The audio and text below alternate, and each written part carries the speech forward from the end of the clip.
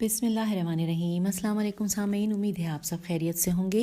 ہم کاشانۂ بصیرت کے یوٹیوب چینل پہ جس کتاب کو مل کر پڑھ رہے ہیں اس کا نام ہے غریب مدینہ، حضرت امام حسن مجتبیٰ علیہ السلام ولادت سے شہادت تک، جس کے مؤلف آیت اللہ باقر شریف القرشی ہیں۔ اس کتاب کی یہ ریڈنگ کا ہے پارٹ نمبر 16 اور پیج 249 سے ہم ریڈنگ کا آغاز کر رہے ہیں، جہاں پر ہیڈنگ ہے حضرت امام حسن علیہ السلام شیخین کے عہد حکومت میں، جب سید موجودات صلی اللہ علیہ وآلہ وسلم جنت ماوا کی طرف چلے اور آپ کی مقدس روح رفیق اعلیٰ کی بارگاہ میں پہنچی، تو امت مسلمہ کو فتنوں اور فساد نے اس طرح اپنی لپیٹ میں لے لیا کہ جس طرح تاریک رات کی ٹکڑیاں افق و آفاق کو اپنی لپیٹ میں لے لیتی ہیں۔ پھر اس پر اختلاف و انتشار کے تند و تیز طوفان امٹ پڑے، جس نے اس کی حیثیت و اہمیت تار تار کر دی، اس کا شیرازہ بکھیر دیا، اس کے اتحاد و وحدت کی دھجیاں بکھیر دیں۔ اللہ رب العزت نے اپنے رسول صلی اللہ علیہ وآلہ وسلم کی زندگی میں آپ صلی اللہ علیہ وآلہ وسلم کی رحلت کے بعد کے حالات بیان کر دیے تھے کہ کس طرح مسلمانوں کے درمیان ارتداد اور اختلاف نے رونما ہونا ہے۔ ارشاد خدا بندی ہے سورہ آل عمران کی آیت نمبر 144، ترجمہ انورٹڈ کاما، اور محمد صلی اللہ علیہ وآلہ وسلم اللہ کے رسول ہی ہیں، ان سے پہلے اور بھی رسول گزر چکے ہیں، بھلا اگر یہ وفات پا جائیں یا قتل کر دیے جائیں تو کیا تم الٹے پاؤں پھر جاؤ گے؟ اور جو الٹے پاؤں پھرے گا وہ اللہ کو کوئی نقصان نہیں پہنچا سکے گا، اور اللہ ان قریب شکر گزاروں کو جزا دے گا۔ انورٹڈ کاما کلوز ہو گیا۔ لکھا ہے ایسے انقلاب سے بڑھ کر اور مصیبت کیا ہو سکتی ہے؟ بعد از ایمان ارتداد سے بڑھ کر کوئی بڑا حادثہ اور بھی ہو سکتا ہے؟ سید الانبیاء صلی اللہ علیہ وآلہ وسلم کا جنازہ ابھی گھر میں موجود تھا، تجہیز و تکفین کے مراحل ابھی پایہ تکمیل تک نہیں پہنچے تھے، تدفین کا مرحلہ تو ابھی بہت دور تھا۔ بہت سے لوگوں کو اپنی حکومت بنانے کی فکر لاحق ہو گئی کہ وہ اپنی سلطنت و سلطانی کا اعلان کر کے اہل بیت علیہم السلام، نبوت اور موضوع رسالت صلی اللہ علیہ وآلہ وسلم، آمد و رفت ملائکہ اور منزل وحی و تنزیل کو اسلامی خلافت سے محروم کر دیں۔ پیج 250۔ ان تمام حالات و واقعات کی جو عکاسی امیر المومنین حضرت علی علیہ السلام نے کی، وہ مندرجہ ذیل ہے کہ میں رسول اللہ صلی اللہ علیہ وآلہ وسلم کے حضور حاضر ہو کر آپ صلی اللہ علیہ وآلہ وسلم کے اخروی سفر کی تیاری میں مصروف تھا۔ ادھر کچھ لوگوں نے موقع غنیمت دیکھ کر خلافت کو مال غنیمت سمجھ کر اپنے قبضے اور تصرف میں لے لیا۔ حضرت امام علی علیہ السلام نے فرمایا، انورٹڈ کاما، اور جب اللہ نے رسول اللہ صلی اللہ علیہ وآلہ وسلم کو دنیا سے اٹھا لیا تو ایک گروہ الٹے پاؤں پلٹ گیا اور گمراہی کی راہوں نے اسے تباہ و برباد کر دیا اور اپنی غلط سلط عقیدوں پر بھروسہ کر بیٹھا۔ قریبیوں کو چھوڑ کر بیگانوں کے ساتھ اس نے سلوک کرنے لگا، اور جن ہدایت کے وسیلوں سے اسے مودت کا حکم دیا گیا تھا انہیں چھوڑ بیٹھا، اور خلافت کو اس کی مضبوط بنیادوں سے ہٹا کر وہاں نصب کیا کہ جو اس کی جگہ نہ تھی۔ یہی تو گناہوں کے محزن اور گمراہی میں بھٹکنے والوں کا دروازہ ہے۔ انورٹڈ کاما کلوز ہو گیا۔ حوالہ اور یہاں پہ بریکٹ میں ہے نہج البلاغہ۔ پھر لکھا ہے جی ہاں، لوگوں نے خلافت اہل بیت نبوت معدن رسالت صلی اللہ علیہ وآلہ وسلم کے پاس نہ رہنے دی، اسے وہاں رکھا جو اس کا مقام و محل نہیں تھا۔ اس راہ میں انہوں نے اہل بیت رسول صلی اللہ علیہ وآلہ وسلم کو وہ کاری ضربیں لگائیں کہ ان سے پیدا ہونے والے زخم آج تک مندمل نہیں ہو سکے۔ ابھی محسن کائنات نبی صلی اللہ علیہ وآلہ وسلم اپنے روضہ اقدس میں منتقل ہی نہیں ہوئے تھے کہ امر حکومت آپ صلی اللہ علیہ وآلہ وسلم کی آل علیہ السلام سے چھین لیا گیا۔ ان سے وہ زیادتی کی گئی کہ انہیں غم و غصے کے تلخ گھونٹ پینے پڑے، ان کی نیندیں اڑا دی گئیں، وہ غم و حزن کے قلعے میں محصور ہو کر رہ گئے۔ جی ہاں، یہ کتنا بڑا درد و کرب ہے، اور ان کی کتنی شدید ابتلا و آزمائش ہے۔ قوم نے اپنی بیعت کے معاملے میں بڑی سرعت دکھائی۔ انہوں نے ان فرصت کے لمحات کو غنیمت جانا کہ بس یہ رسول اللہ صلی اللہ علیہ وآلہ وسلم رسول اللہ کے حضیرت القدس کے سفر کی تیاری میں مصروف ہیں۔ ان لوگوں نے جانشین رسول کا اس لیے انتظار نہ کیا کہ کہیں ان کی حسرت حکومت دل میں نہ رہ جائے اور ان کی آرزوؤں پر پانی نہ پھر جائے۔ پیج 251۔ بہرحال اس حادثے کبریٰ کا بیان ضروری ہے۔ ہم مختصر صورت میں اسے چند فصلوں کی صورت میں پیش کرنے کی کوشش کرتے ہیں، کیونکہ ان واقعات کے ساتھ حضرت امام حسن علیہ السلام کا ایک خاص تعلق ہے۔ یہ درست ہے کہ اس وقت آپ علیہ السلام بچے تھے، لیکن آپ علیہ السلام نے ان واقعات کو قریب سے دیکھا تھا کہ کچھ لوگوں نے کس طرح آپ علیہ السلام کے والد بزرگوار کو خلافت سے دور رکھا تھا، جن کے نتائج اسلام کے حق میں تباہ کن ثابت ہوئے کہ جن کی بنا پر امام علیہ السلام کو حاکم شام سے صلح کرنی پڑی۔ اب نیکسٹ ہیڈنگ ہے سقیفہ۔ ابھی نبی صلی اللہ علیہ وآلہ وسلم کا جنازہ رکھا ہوا تھا کہ قوم آپ صلی اللہ علیہ وآلہ وسلم کی تدفین کیے بغیر ہی سقیفے بنی سعدہ چلی گئی کہ وہاں امر خلافت کی تحویل کی منصوبہ بندی کریں۔ یہاں پر حوالہ ہے، سقیفے کے بارے میں لکھا ہے حاشیے میں کہ دار الندو انصار کے اجتماعات کا مقام۔ یہ سقیفہ بنی سعدہ کے بارے میں یہ لکھا ہے۔ اچھا، وہاں ہمارے خلافت کی تحویل کی منصوبہ بندی کریں۔ انہوں نے اپنے اس اجلاس کو خفیہ رکھنے کی کوشش کی۔ اس اجلاس میں انصار مدینہ اپنے سردار سعد بن عبادہ کے ساتھ جمع تھے۔ اب جہاں پہ لکھا ہے سعد بن عبادہ، ان کے بارے میں حاشیے میں بہت تفصیل سے لکھا ہے، آئیے پڑھتے ہیں۔ سعد بن عبادہ یہ قبیلہ خزرج کے سردار اور انصار کے امیر تھے۔ سخاوت میں اپنی مثال آپ تھے۔ اوس اور خزرج میں کوئی گھر سعد بن عبادہ کے گھر سے زیادہ سخی نہ تھا۔ وہ ایک نقیب تھے۔ یہ رسول اللہ صلی اللہ علیہ وآلہ وسلم کے ساتھ عقبہ اور بدر میں موجود تھے۔ انہوں نے حضرت ابوبکر رضی اللہ کی بیعت نہیں کی تھی اور غصے سے مدینہ طیبہ سے باہر چلے گئے تھے۔ شام کے علاقے حوران میں آباد ہو گئے تھے۔ 14 یا 15 ہجری میں خالد بن ولید نے رات کی تاریکی میں انہیں تیر مار کر شہید کر دیا اور ان کی لاش کنویں میں ڈال دی گئی۔ لوگوں میں یہ مشہور کیا کہ انہیں جن نے قتل کر دیا ہے۔ قتل کے بعد جن نے یہ اشعار پڑھے انورٹڈ کاما کہ ہم نے خزرج کے سردار جناب سعد بن عبادہ کو قتل کر دیا ہے، ہم نے انہیں صرف 2 تیر مارے جو ان کے دل میں پیوست ہو گئے، ہمارا نشانہ اپنے ہدف پر لگا۔ حوالہ ہے الاصابہ جلد نمبر 3 صفحہ نمبر 55، الاستیعاب جلد نمبر 2 صفحہ نمبر 594 اور 595، اور اسد الغابہ جلد نمبر 2 صفحہ نمبر 284 اور 285۔ پھر لکھا ہے، ہم نے یہ حاشیے میں پڑھ لیا، دوبارہ ہم صفحے پہ آ گئے ہیں۔ لکھا ہے کہ اس اجلاس میں انصار مدینہ اپنے سردار سعد بن عبادہ کے ساتھ جمع تھے۔ سعد بن عبادہ قبیلہ خزرج کے امیر تھے۔ جب ان لوگوں کا اس مقام پر اجتماع ہوا تو انہوں نے ایک دوسرے سے امر حکومت کی مشاورت شروع کی کہ بعد از رسول صلی اللہ علیہ وآلہ وسلم آپ کا خلیفہ کون ہو۔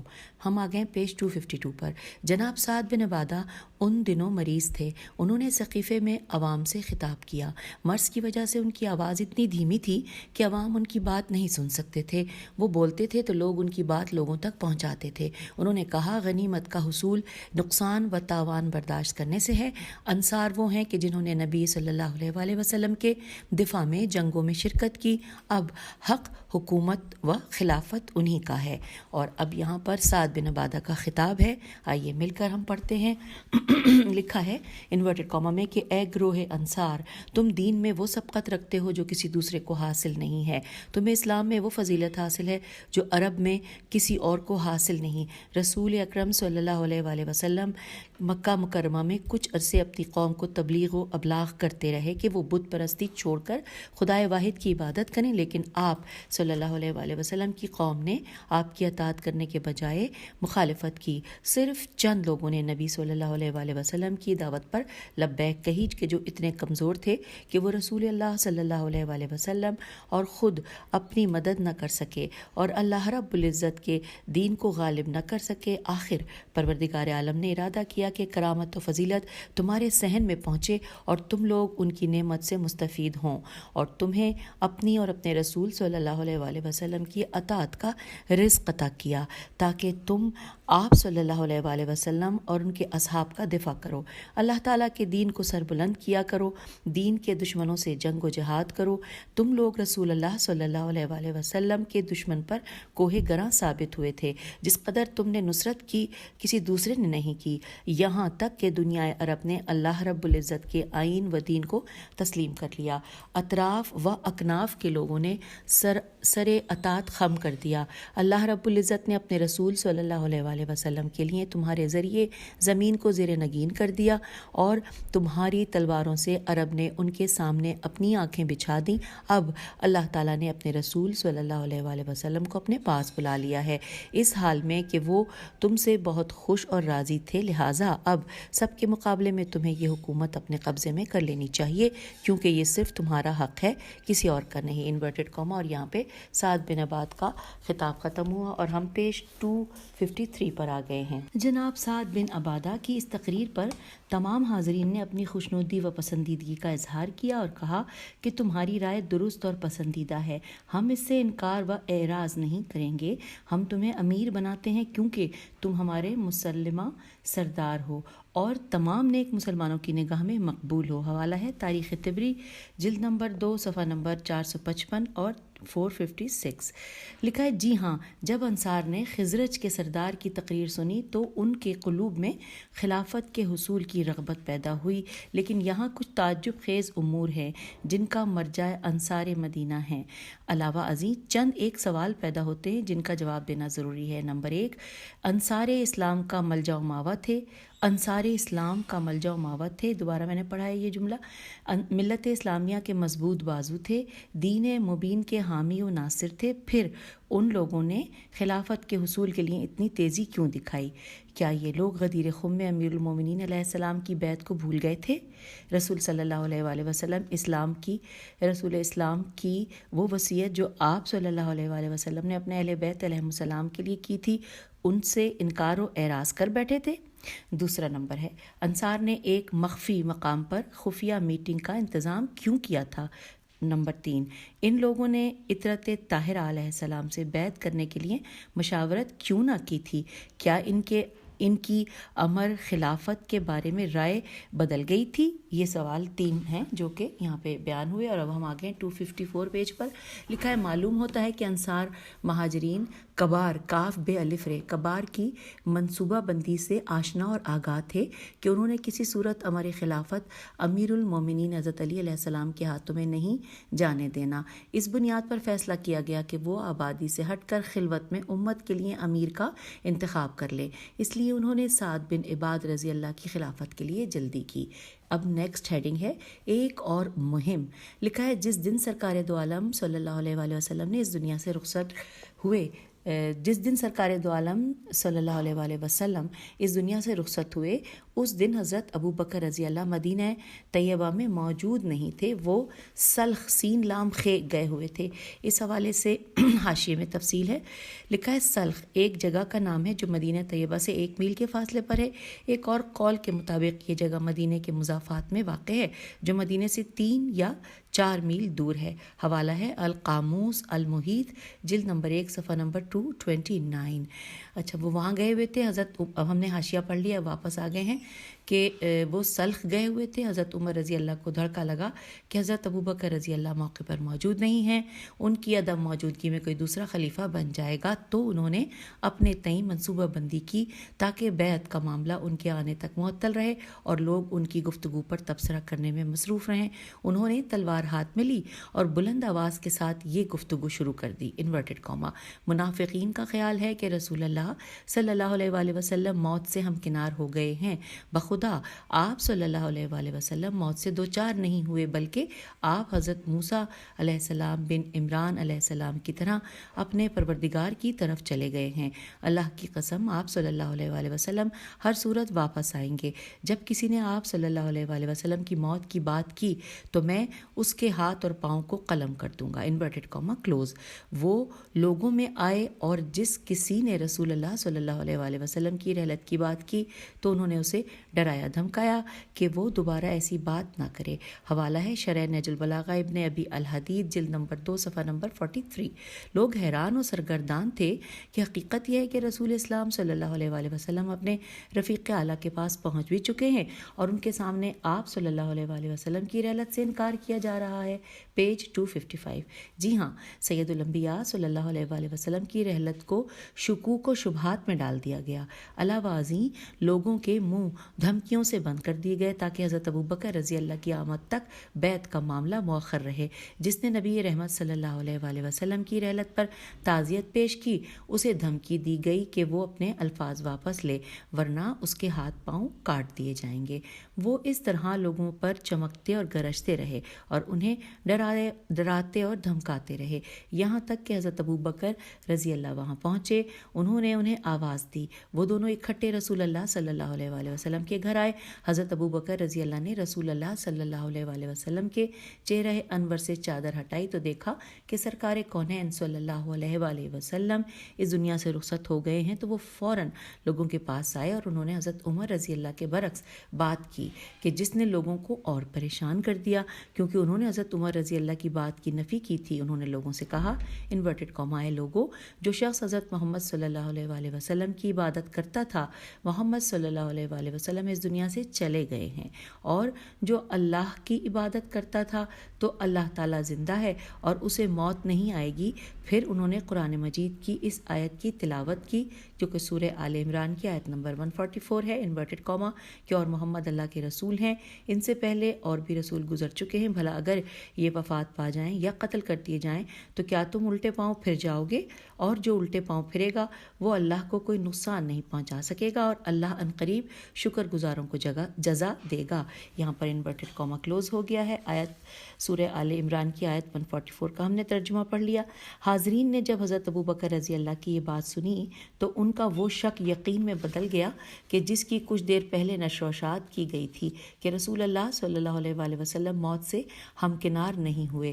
پھر اس خبر کے ناشر حضرت ابو بکر رضی اللہ کے ساتھ چل پڑے اور ان سے کسی قسم کا جھگڑا نہ کیا کہ میں نے یہ بات کی اور تم نے میری بات کی نفی کر دی، بلکہ ان کے معاون اور مضبوط بازو بن کر چلے، پیج 256۔ یہاں ہم تھوڑا سا توقف کرتے ہیں تاکہ اس عجیب و غریب واقعے کو قریب سے دیکھیں اور یہاں جو سوالات پیدا ہوتے ہیں ان کے حل کرنے کی کوشش کریں۔ ان کی تفصیل درج ذیل ہے۔ نمبر 1، کیا حضرت عمر رضی اللہ کی بات صحیح ہے کہ جس نے کہا تھا کہ رسول اکرم صلی اللہ علیہ وآلہ وسلم موت سے ہم کنار نہیں ہوئے، ان پر موت نہیں آ سکتی، حالانکہ قرآن کریم کا فیصلہ ہے کہ ہر ذی روح نے موت کا جام پینا ہے۔ ارشاد خداوندی ہے سورہ عنکبوت آیت نمبر 57 کہ کلو نفس ذائقۃ الموت، ہر ذی روح نے موت کا ذائقہ چکھنا ہے۔ ایک اور مقام پر سورہ زمر آیت نمبر 30، انورٹڈ کاما، اے رسول صلی اللہ علیہ وآلہ وسلم، یقیناً آپ کو بھی انتقال کرنا ہے اور انہیں لوگوں کو بھی یقیناً سب کو مرنا ہے، انورٹڈ کاما کلوز۔ اس طرح سورہ آل عمران کا فرمان جس کا ذکر مندرجہ بالا سطور میں موجود ہے، علاوہ ازیں سید الانبیاء صلی اللہ علیہ وآلہ وسلم نے کئی مرتبہ اپنے اصحاب کے درمیان اپنے وصال کا اعلان کیا تھا کہ میں نے عنقریب اپنے رب تعالیٰ کے حضور جانا ہے، میں سفر آخرت کے لیے مستعد ہوں۔ جب رسول اللہ صلی اللہ علیہ وآلہ وسلم نے جیش اسامہ کی تشکیل کی تھی تو اس وقت حضرت عمر رضی اللہ نے اسامہ رضی اللہ سے کہا تھا، انورٹڈ کاما، رسول اللہ صلی اللہ علیہ وآلہ وسلم کا انتقال ہو گیا ہے اور تم مجھ پر امیر بنا دیے گئے ہو، انورٹڈ کاما کلوز ہو گیا یہاں پر۔ اب نمبر 2 لکھا ہے، نمبر 2 پڑھتے ہیں، لکھا ہے ان کی اس دھمکی اور وعید کا راز کیا تھا؟ جس نے نبی صلی اللہ علیہ وآلہ وسلم کی موت کی بات کی وہ اسے قتل کر دے گا۔ وہ اس منصوبہ بندی سے کیا چاہتے تھے؟ وہ مسلمانوں کے ہاتھ اور پاؤں کیوں کاٹنا چاہتے تھے؟ آیا وہ دین اسلام کی حدود سے؟ اب ہم آ گئے پیج 257 پہ. جب اس حادثے کا دقت کے ساتھ مطالعہ کیا جاتا ہے تو یہ نتیجہ سامنے آتا ہے کہ محترم عوام کو اس بات میں مصروف رکھنا چاہتے تھے کہ لوگ نبی صلی اللہ علیہ وآلہ وسلم کی موت کے معاملے میں الجھ کر رہ جائیں تاکہ حضرت ابوبکر رضی اللہ کے آنے تک کسی دوسرے کی بیعت نہ ہو. ان کی آمد تک انہوں نے عوام کو الجھائے رکھا. یہ محترم فرزانہ تھے. جب صاحب فطانت تھے، فے تو الف نون تھے، انہیں مہربان نبی صلی اللہ علیہ وآلہ وسلم کی رحلت کا یقین تھا. وہ تلوار ہاتھ میں لے کر اس لیے حاضرین کو دھمکیاں دے رہے تھے کہ بزرگوار آ جائیں تاکہ ان کی بیعت ہو جائے اور آل محمد علیہ السلام کو رسول صلی اللہ علیہ وآلہ وسلم کی خلافت و نیابت سے دور رکھا جائے. اب نیکسٹ ہیڈنگ ہے مستشرق لا منس کا تجزیہ. میں اس کی ہجے کرتی ہوں. میم سین تے شیر قاف مستشرق لام الف میم نون سین کا تجزیہ. لکھا ہے پیغمبر خدا صلی اللہ علیہ وآلہ وسلم کے 3 صحابیوں نے نبی صلی اللہ علیہ وآلہ وسلم کی رحلت سے پہلے منصوبہ بندی کر لی تھی کہ وہ خلافت و حکومت اہل بیت رسول صلی اللہ علیہ وآلہ وسلم تک نہیں جانے دیں گے اور ان کے نام تاریخ کے اوراق میں محفوظ ہیں.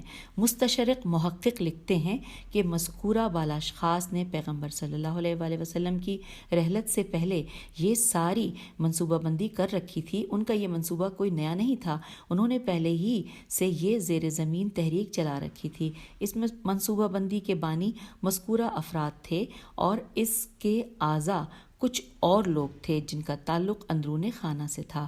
یہ تمام تر واقعہ پوری تفصیل کے ساتھ تاریخ طبری، البدایہ والنہایہ اور دوسری تاریخی کتابوں میں موجود ہے کہ کس طرح ان لوگوں نے جیش اسامہ کی پیش قدمی روکی اور پیغمبر خدا صلی اللہ علیہ وآلہ وسلم کے حکم سے عدول کیا.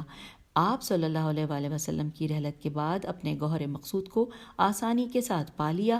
منصوبہ یہ تھا کہ ہر صورت حکومت انہی کے پاس رہے اور اہل بیت رسول صلی اللہ علیہ وآلہ وسلم سے چھین لی جائے. اس کام کے لیے انہوں نے ایک مدت سے ساز باز کر رکھی تھی. یہ ساز باز فوری نہیں تھی، اس کے لیے انہوں نے ایک طویل عرصے سے تیاری مکمل کر رکھی تھی. پیج 258 ہیڈنگ ہے انصار مدینہ کی باہمی منافرت. میم نون الف فا فے رے تے. جب انصار مدینہ نے جناب سعد بن عبادہ امیر خزرج کی تولیت و ولایت کو تسلیم کیا تو ان کے چچا زاد بھائی بشیر بن سعد بن ثعلبہ خزرجی، اسید بن حزیر سردار اوس نے ان کی سیادت کو قبول نہ کیا کیونکہ وہ ان سے حسد و کینہ رکھتے تھے. وہ نہیں چاہتے تھے کہ جناب سعد بن عبادہ امت کے حکمران بنے. ان دونوں حضرات نے طے کر لیا تھا کہ جناب سعد رضی اللہ کی بیعت کی ہر صورت مخالفت کی جائے. پھر ان دونوں نے اویم عین پہ پیش ہے اور عین واو یہ میم، اویم بن سعدہ اوسی اور معن میم عین نون بن عدی عین دال چھوٹی حلیف انصار کو بھی اپنے ساتھ ملا لیا. یہ دونوں مہاجرین کے ان اشخاص کے ساتھ تھے جو امیر المومنین حضرت علی علیہ السلام کے سیاسی حریف تھے. یہ دونوں سعد بن عبادہ سے بھی بغض و کینہ رکھتے تھے. یہ دونوں بڑی تیزی کے ساتھ اپنے مطلوبہ افراد کے پاس گئے اور انہیں انصار کے اجتماع سے مطلع کیا کہ ان سب نے سعد بن عبادہ رضی اللہ کی قیادت پر اجماع کر لیا ہے. حوالہ ہے العقد الفرید جلد نمبر 3 صفحہ نمبر 62.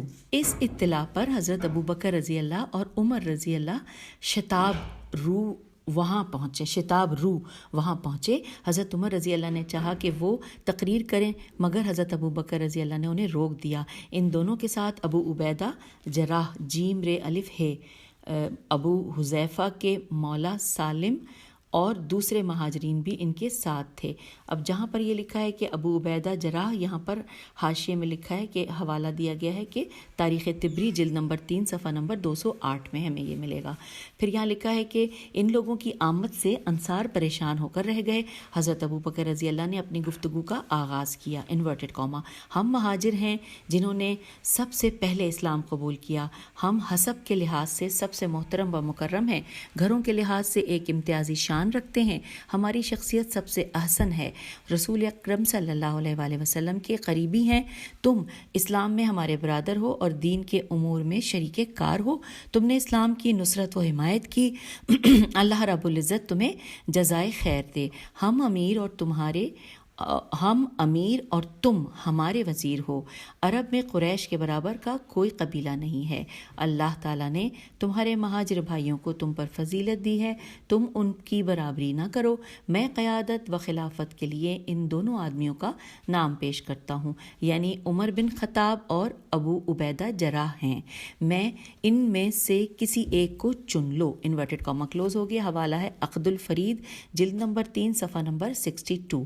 ہم آگئے ہیں پیج 259 پر۔ ہیڈنگ ہے حضرت ابو بکر رضی اللہ کے مہاجرین کے خلاف کے بارے میں دلائل۔ حضرت ابو بکر رضی اللہ نے اپنی تقریر میں یہ بیان کیا کہ مہاجرین انصار سے افضل ہیں اور وہ خلافت کا حق رکھتے ہیں۔ تفصیل درج ذیل ہے۔ نمبر 1، مہاجرین اسلام لانے میں انصار پر سبقت رکھتے ہیں۔ نمبر 2، وہ رسول اللہ صلی اللہ علیہ وآلہ وسلم کے رشتہ دار ہیں۔ آگے لکھا ہے کہ لیکن یہ بھول گئے کہ سابق فی الاسلام اور رسول اللہ صلی اللہ علیہ وآلہ وسلم کا سب سے زیادہ قریبی کون ہستی ہے؟ وہ حضرت امام علی ابن ابی طالب علیہ السلام ہیں کہ جنہوں نے سب سے پہلے رسول خدا صلی اللہ علیہ وآلہ وسلم کی رسالت کی تصدیق کی تھی، جو آپ صلی اللہ علیہ وآلہ وسلم کے امزاد، داماد اور آپ کے سبتین علیہ السلام کے والد بزرگوار ہیں۔ سید الانبیاء صلی اللہ علیہ وآلہ وسلم نے انہی کے بارے میں تو فرمایا تھا کہ علی علیہ السلام شہر علم کے دروازہ ہیں۔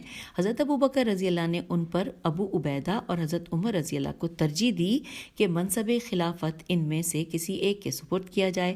اسلام میں سبقت اور رسول اللہ صلی اللہ علیہ وآلہ وسلم سے قرابت تو باب مدینۃ العلم حضرت علی رکھتے تھے، اس لیے امام علیہ السلام نے ان لوگوں سے ان تاریخی الفاظ کے ساتھ احتجاج کیا تھا کہ انورٹڈ کاما کہ انہوں نے شجرے کو اپنے حق کی دلیل بنائی اور شجر کے ثمر کو ضائع کیا۔ Inverted Cama close.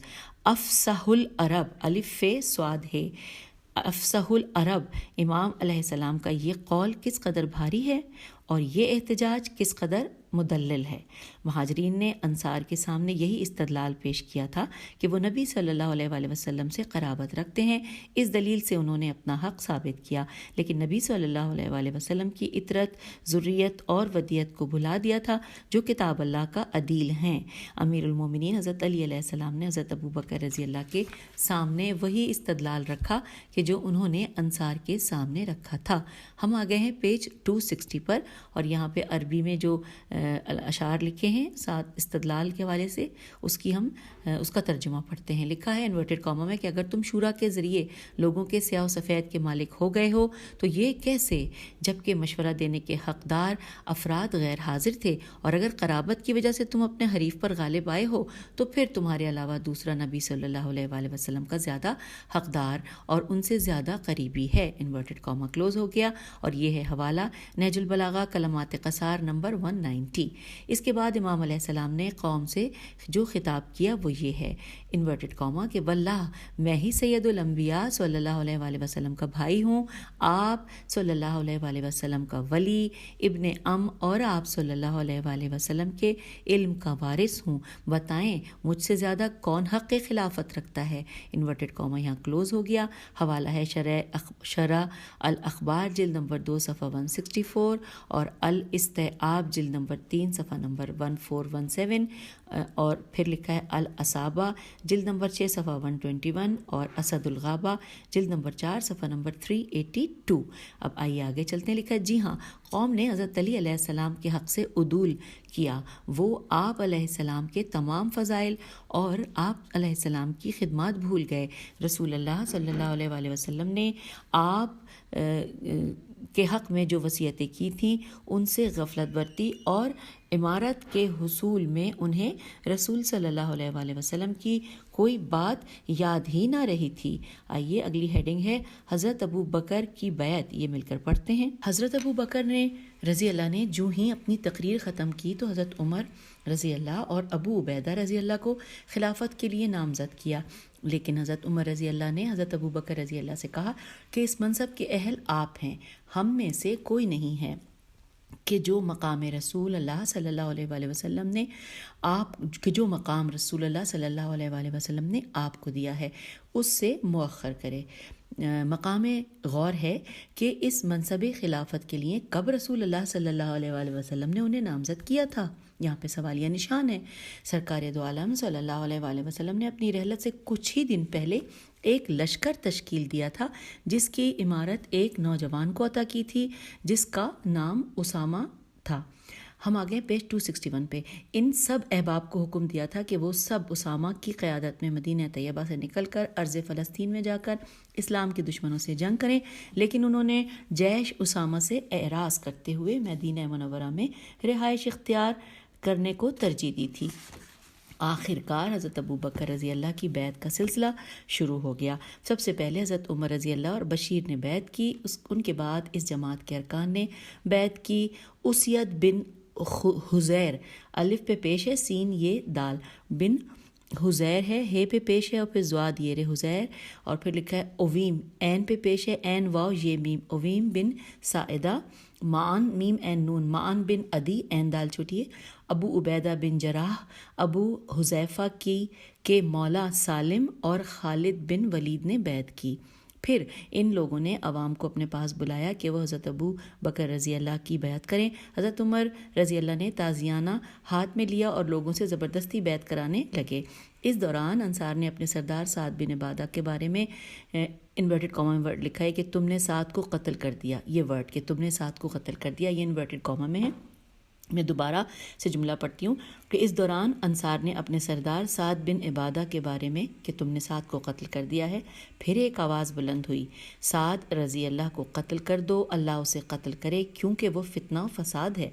اب یہاں پر حوالہ دیا گیا ہے کہ العقد الفرید جلد نمبر 3 صفحہ نمبر 62. نیکسٹ پیراگراف میں لکھا ہے کہ جی ہاں، جب یہ سلسلہ بیعت مکمل ہوا تو یہ تمام حضرات سقیفے سے مسجد نبوی میں آئے. ابھی فخر موجودات علت غائی کائنات و ممکنات اور محسن انسانیت صلی اللہ علیہ وآلہ وسلم کا مقدس جنازہ گھر میں تھا اور امیر المومنین حضرت علی علیہ السلام آپ صلی اللہ علیہ وآلہ وسلم کی تجہیز و تکفین میں مصروف تھے. حوالہ ہے شرح نہج البلاغہ ابن ابی الحدید جلد نمبر 2 صفحہ نمبر 8. جب حضرت ابو بکر رضی اللہ کی بیعت ہو گئی تو عمر رضی اللہ نے اس بیعت کے لیے اپنا تاریخی فتویٰ جاری کر دیا جسے محدثین اور مورخین نے ہمیشہ کے لیے محفوظ کر لیا. انورٹڈ کاما، ابو بکر رضی اللہ کی بیعت اچانک ہوئی تھی، اللہ نے مسلمانوں کو اس کے شر سے بچا لیا. دوبارہ اس طرح تم سے کوئی اس طرح کی بیعت کی بات کرے تو اسے قتل کر دو. Inverted Cama close. یہ وہ الفاظ تھے کہ جو لکھے گئے. اب یہاں پہ لکھا ہے، حوالہ ہے شرح نہج البلاغہ ابن ابی الحدید جلد نمبر 6 صفحہ نمبر 14. ہم آ گئے ہیں پیج 262 پہ. حضرت عمر رضی اللہ کے اس تاریخی فرمان کا تجزیہ و تحلیل کیا جائے تو اس سے درج ذیل نتیجے مرتب ہوتے ہیں. نمبر 1، حضرت عمر رضی اللہ نے حضرت ابو بکر رضی اللہ کی بیعت کو فلتتن سے تعبیر کیا تھا. جب فلتتن کو لغت کے آئینے سے دیکھا جائے تو یہ معنی حاصل ہوتے ہیں کہ شر، خطا، پھسلن، بغاوت، اچانک حاصل ہونے والی چیز. تو حضرت عمر رضی اللہ نے اس بیعت کو مقدوج میم قاف دال واو ہے مقدوح ٹھہرایا تھا. نمبر 2، انہوں نے فرمایا کہ اللہ رب العزت نے مسلمانوں کو اس کے شر سے بچا لیا تھا. نمبر 3، حضرت عمر رضی اللہ نے مسلمانوں سے کہا کہ اگر دوبارہ کوئی اس طرح کی بیعت لے تو اسے قتل کر دو. حوالہ یہاں پر ہے صحیح بخاری جلد نمبر 10 صفحہ نمبر 44، مسند احمد بن حنبل جلد نمبر 1 صفحہ نمبر 55 اور تمام التون صفحہ نمبر 137. اب ہم دوبارہ پیج پر آگے چلتے ہیں. لکھا ہے مندرجہ بالا تجزیہ و تحلیل سے یہ نتیجہ سامنے آتا ہے کہ حضرت عمر رضی اللہ نے حضرت ابو بکر رضی اللہ کی بیعت پر طعن کیا تھا کہ ان کی بیعت کی بنیاد صحیح و سلیم تھی اور نہ منطقی بلکہ وہ ایک خطا تھی. اس ساری بحث سے مندرجہ ذیل حقیقت کھل کر سامنے آتی ہے. نمبر 1 کہ قوم نے بیعت کے معاملے میں اطرت طاہرہ علیہ السلام سے کوئی مشاورت نہیں کی تھی. انہیں رسول اسلام صلی اللہ علیہ وآلہ وسلم کی وصیت یاد رہی تھی اور نہ ہی وہ فرمان کہ تم میرے اہل بیت علیہ السلام سے تمسک رکھنا. اور اب ہیڈنگ ہے امام شرف الدین کا موقف. اگر یہ فرض کر لیا جائے کہ رسول اسلام صلی اللہ علیہ وآلہ وسلم نے اپنی آل میں سے کسی کی خلافت کے لیے نص جاری نہیں کی تھی اور یہ بھی فرض کریں کہ آل محمد علیہ السلام حسب نسب، اخلاق، جہاد، علم، عمل، ایمان اور اخلاص میں صحابہ سے افضل نہیں تھے بلکہ فضل و فضیلت کے تمام میدانوں میں ان پر سبقت نہیں رکھتے تھے، بلکہ وہ باقی تمام صحابہ کی طرح تھے، تو پھر امر بیعت میں اتنی زیادہ تعجیل کی کیا ضرورت پیش آ گئی تھی؟ کیا کوئی شرعی، عرفی اور عقلی معنی وجود میں آ گیا تھا کہ محسن کائنات صلی اللہ علیہ وآلہ وسلم کا جنازہ گھر میں موجود ہے؟ آپ صلی اللہ علیہ وآلہ وسلم کی تجہیز و تکفین کا مرحلہ باقی تھا کہ بیعت ہو جاتی ہے، رسول اللہ صلی اللہ علیہ وآلہ وسلم کی تدفین ہو جاتی، پھر بیعت کے مرحلے کو طے کیا جاتا۔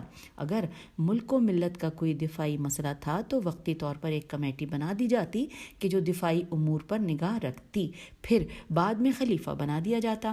پیج 263۔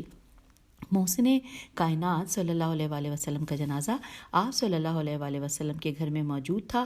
آپ صلی اللہ علیہ وآلہ وسلم کے گھر والے حزن و غم سے نڈھال تھے، انہیں تشفی و تسلیت کی ضرورت تھی۔ یہ جنازہ اس ہستی کا تھا کہ جن کے بارے میں اللہ بزرگ و برتر نے فرمایا، سورہ توبہ کی آیت نمبر 128 انورٹڈ کاما، کہ بتحقیق تمہارے پاس خود تم میں سے ایک رسول آیا ہے، تمہیں تکلیف میں دیکھنا ان پر شاق گزرتا ہے، وہ تمہاری بھلائی کا نہایت خواہاں ہے اور مومنین کے لیے نہایت شفیق مہربان ہے، انورٹڈ کاما کلوز۔ وہ رسول صلی اللہ علیہ وآلہ وسلم جو امت کی محبت میں اس قدر اپنے دل میں درد رکھتا تھا کہ جو ان کی مغفرت پر حریص تھا کہ وہ اسلام اور ایمان کے ساتھ جنت میں داخل ہوں، آپ صلی اللہ علیہ وآلہ وسلم ان پر مہربان، رؤوف اور رحیم تھے۔ وہ آپ صلی اللہ علیہ وآلہ وسلم کے سوگ میں بیٹھے اور آپ صلی اللہ علیہ وآلہ وسلم کی آل علیہ السلام کو تسلیاں دیتے، انہیں صبر کی تلقین کرتے، پھر تدفین کے بعد حکومتی مراحل کو طے کرتے۔ لیکن امت نے رسول صلی اللہ علیہ وآلہ وسلم کی آل کو وہ گہرے زخم لگائے کہ آج تک مندمل نہیں ہو سکے۔ ابھی رسول صلی اللہ علیہ وآلہ وسلم اپنے روضے میں نہیں پہنچے تھے کہ آپ صلی اللہ علیہ وآلہ وسلم کی آل علیہ السلام کو ستانے کا آغاز کر دیا۔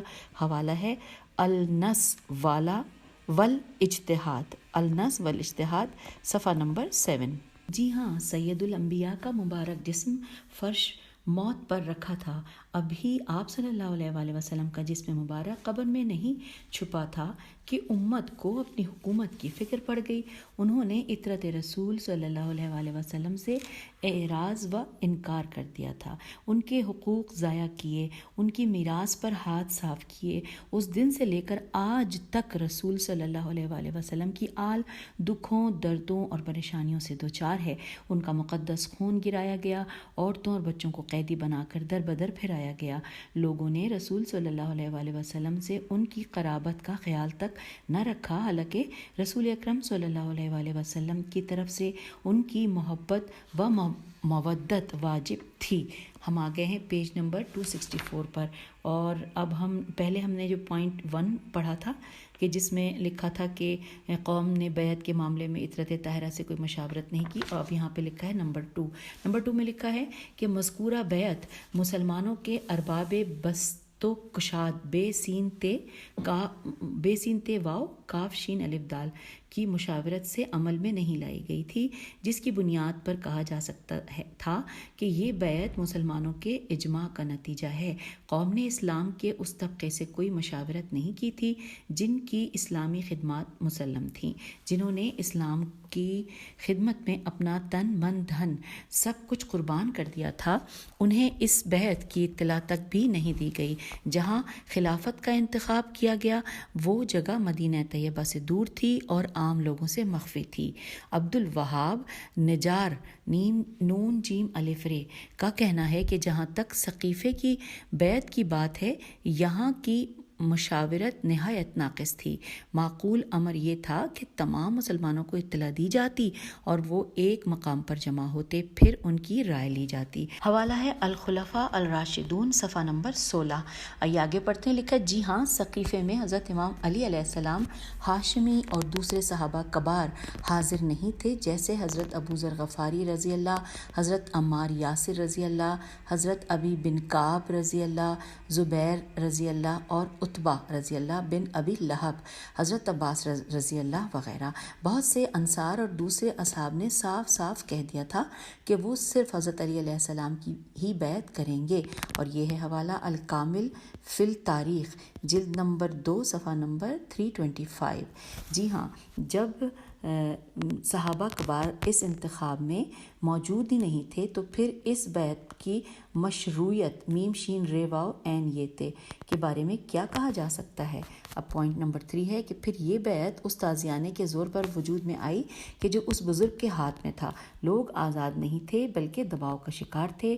اس میں کتاب اللہ اور سنت نبوی کو معیار نہیں بنایا گیا تھا۔ حضرت عمر رضی اللہ نے فتویٰ دیا کہ یہ بیعت بس اچانک وجود میں آئی ہے، اللہ تعالیٰ نے مسلمانوں کو اس کے شر سے بچا لیا، یعنی وہ اس بیعت کے عدم مشروعیت کے قائل تھے۔